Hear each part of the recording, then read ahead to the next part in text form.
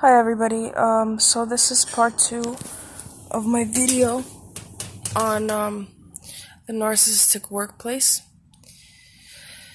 So I left off of the idealization phase, the narcissistic abuse cycle within the narcissistic workplace.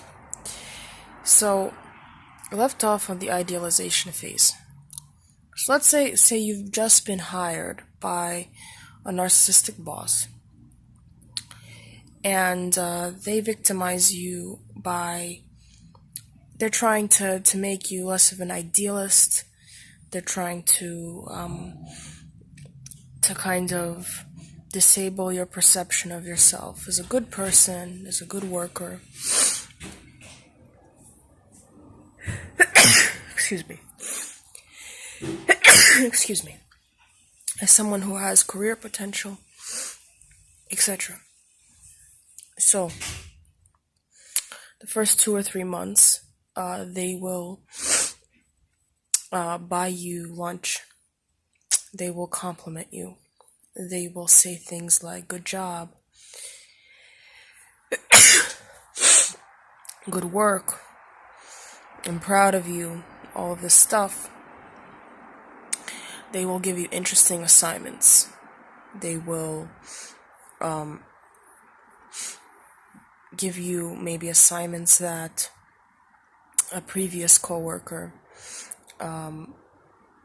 had, and they may say things like, this guy has been here for 5 years and he's been nowhere as good as you at doing this, at drafting this memo or drafting this project or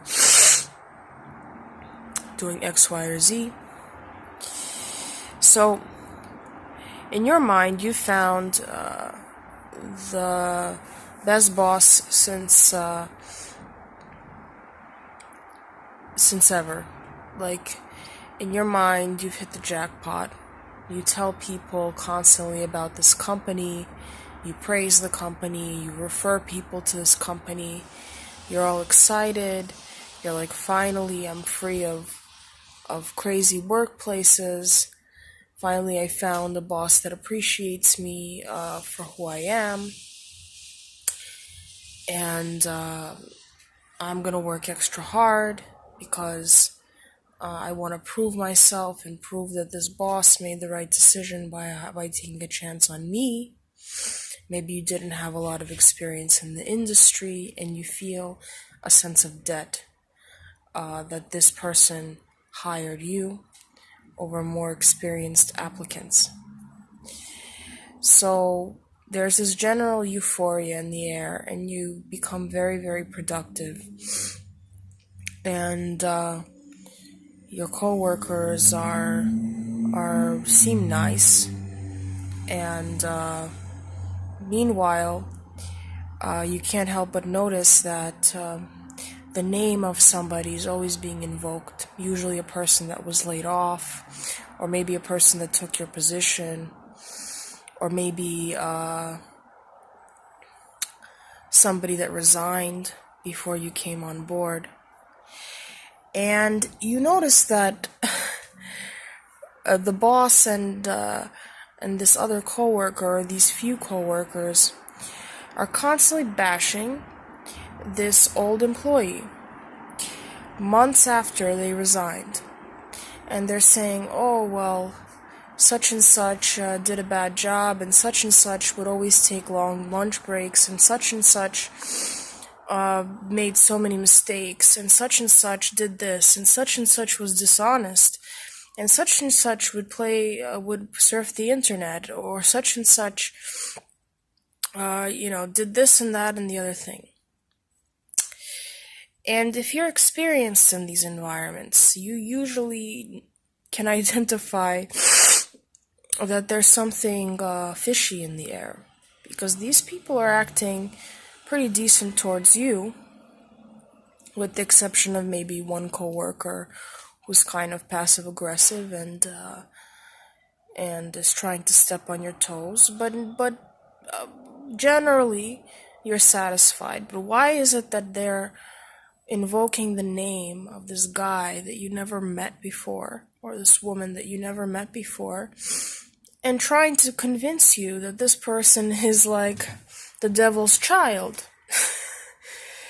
And if you're experienced, then you probably know that this is not a good sign, because anybody that speaks about their ex-employees with aggression is a little bit suspect. So even in the idealization phase, you start thinking, wait a second, something is not is awry here.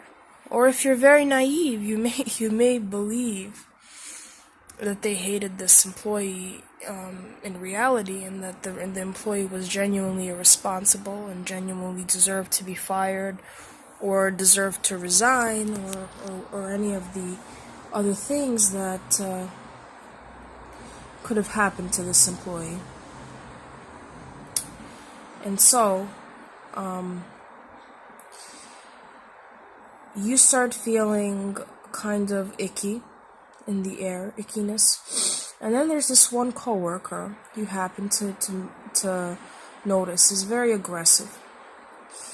And she's aggressive to clients sometimes that are leaving the office. She's aggressive to other managers from other shops. Whenever somebody denies her something, she snaps at them. And you notice that this person is always trying to draw attention to themselves. And it could be a guy. It doesn't have to be a female. It could be a guy as well. So overly talkative, overly... and you start thinking, okay, maybe this person is toxic. And in your mind, that's okay, because we've been conditioned to think that workplaces are not always perfect, and you'll always have a clash of characters within a workplace, and that the important thing to do in a workplace is to not make friends, but work, okay? So you kind of set aside these early signs that this coworker of yours is not quite right. And so you're being idealized, and your boss is always coming up to you and asking you if you want lunch, asking you if you want coffee, asking you for this, that, or the other thing. Let's say there is a general policy in the office that in the morning people get coffee. And so one day you go and get coffee, and you come back, and your boss is very angry at you. And this is the initiation from the idealization phase to the devaluation phase. And so the boss may say something like, "Why are you always stepping out of the office at the most inconvenient times? Why is it that you can't just sit at your desk calmly through the entire day, take the lunch break, and come back and sit there for as many hours as I pay you and go home? Why do you always have to pick the worst times to step out?" And so, because they've already gained your trust, right? You start defending yourself because you think that you're dealing with a great boss, right? And maybe they just had a bad day, and maybe they were under stress. Maybe somebody screwed them over, a client was mad, and you start explaining away. And he's like, "Just don't let it happen again." And he just walks away.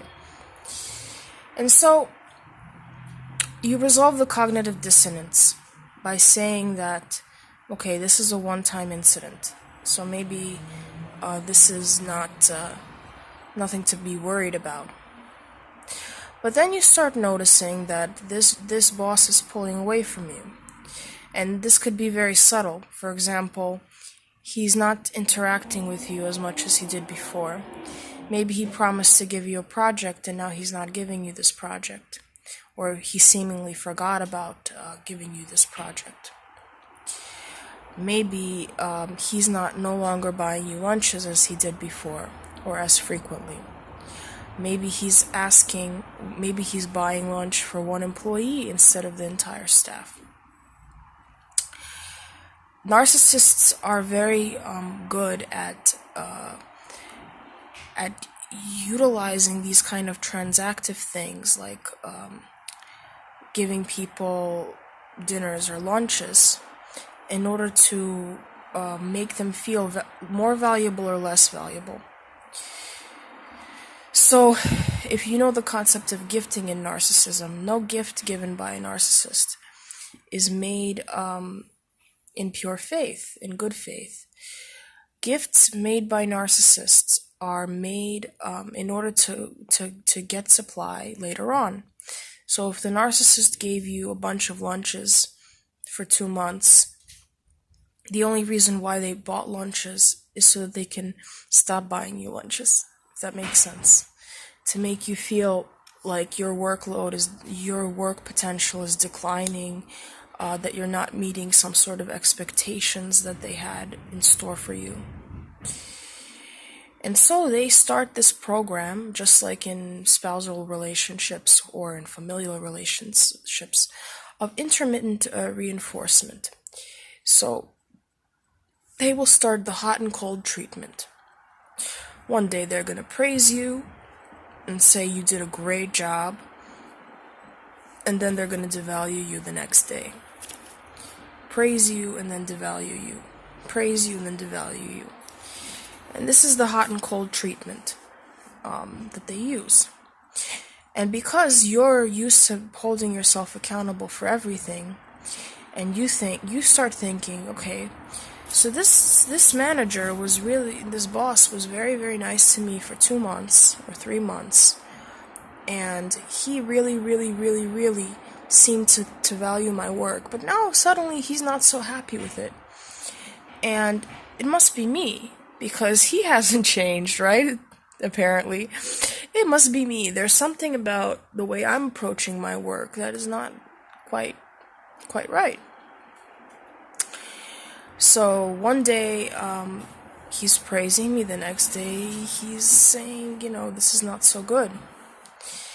And so the victim, the target, whatever you want to call yourself at this point, is sort of obsessed with this question, like, what is it about my job? What is it about me that is making the boss vacillate from point A to point B? I better be even more on top of my game, because I want to go back to the honeymoon period of our working relationship when he thought that I could do no wrong, right? So you start working overtime. You start pulling even more weight. You start organizing your desk to a T. You start implementing new solutions to problems that have occurred within the office, and you're so enthusiastic. But remember, the narcissist does not change. They still have this intermittent reinforcement schedule, because a lot of states have a statute that after 6 months, you have to pay your employee unemployment benefits. And so within the narcissists that want to discard you within the 6-month period will usually do so because they don't want to pay an unemployment tax, or they don't want to pay out, they don't want the government to dig into their unemployment insurance. It really depends on the state. Basically, they pay a fine for firing you after 6 months, and they don't want to do that because they're all about getting more out of you than you get out of them. And if they want to make the victim suffer, they'd rather the victim not get unemployment. So they're on a time schedule. So within 6 months, you'll usually know if you have a narcissistic boss. So what will happen then is this boss is like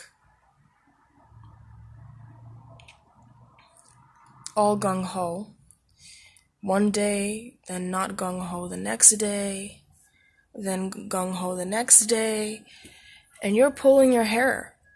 And they're trying to figure out how much of a slave you will become to them. Is it worth it to keep you around for more than 6 months? Is it worth it for you to be a permanent fixture of this organization? Are you a good source of supply? And people will handle the situation in different ways. Maybe some people will start praising the narcissist and giving him positive supply. Maybe some people will start rebelling and waiting to be fired.